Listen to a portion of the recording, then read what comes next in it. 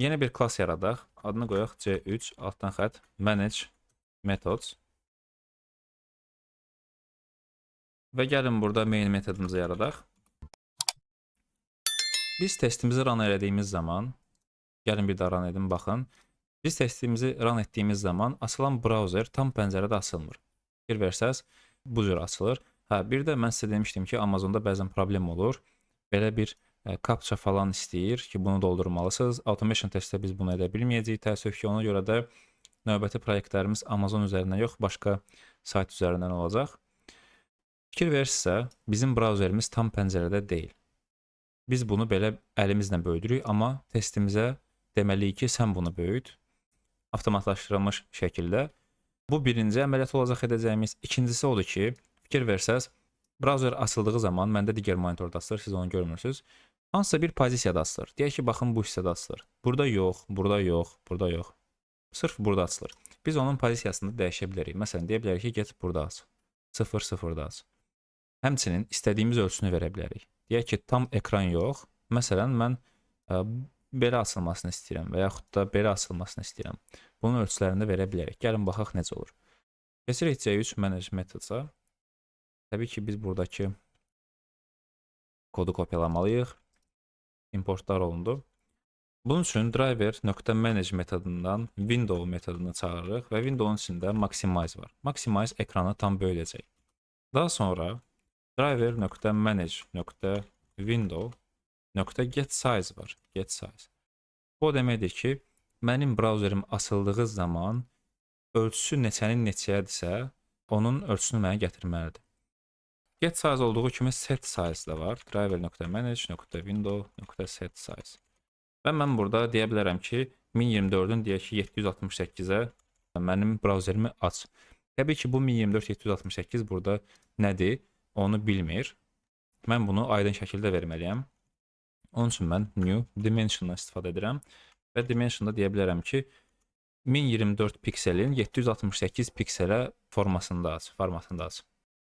Daha sonra biz browserin hansı pozisiyada olduğunu da görə bilərik. Driver.manage.get position var. Testimizə run etdiyimiz zaman browser hansısa bir pozisiyada açılır. Deyək ki, soldan 10 piksel aralı, yuxarıdan 10 piksel aşağı ola bilər. Biz onu təbii ki, set edə bilərik. Bunun üçün driver.manage.window.set position edə bilərəm. Amma set position argument alır. Bu argumenti də mən yenə də 10 verə bilmərəm və yaxud 10-30 verə bilmərəm. Mən bura new point verməliyəm. New point.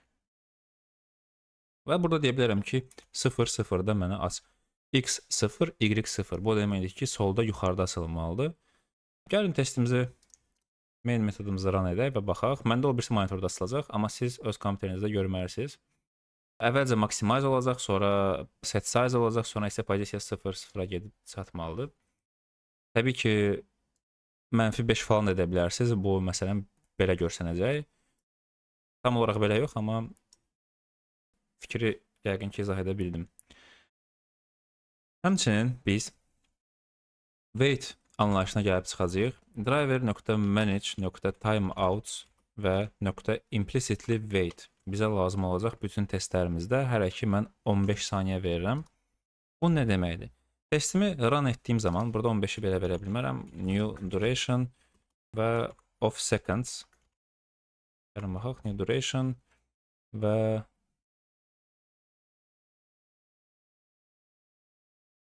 yox, bunu burada səhv yazdım. Duration.of seconds olmalıdır, amma maraqlıdır ki, duration'ı biz import etməliyik. Duration of seconds. Aha. Java time duration, bəli. Bura 15 saniyə veririk. O deməkdir ki, mən testimi işə saldığım zaman hansısa bir elementin tapılmağı uzun ola bilər. Deyək ki, 1 dəqiqə, 2 dəqiqə ola bilər. Amma mən istəmirəm ki, mənim testim o qədər uzun çəksin. Əgər elementi 15 saniyə ərzində tapa bilmirsə, o zaman istəyirəm ki, testim fail olsun, dayansın. Və ya hər hansısa bir elementi 2 saniyə ərzində tapsa, artıq 15 saniyəyə qədər daha gözləməyəcək. 2 saniyə tapdısa, keçəcək növbəti sətrə, növbəti testə. Bunun üçün mən implicitly wait'dən istifadə edirəm. Bir də var explicitly wait, harda ki biz saniyəni verəcəyik və nə olmasından asılı olmayaraq o qədər saniyə gözləyəcək. Amma wait-lərə aid ayrıca bir video çəkəcəm, izah edəcəm implicitly və explicitly wait nədir. Hər testimizdə biz bu iki metoddan istifadə edəcəyik. Birinci maximize olacaq, ikinci isə implicitly wait olacaq. Və əgər hər hansısa bir element 15 saniyə ərzində tapılmazsa, o zaman mən konsolda və ya terminalda error görməliyəm.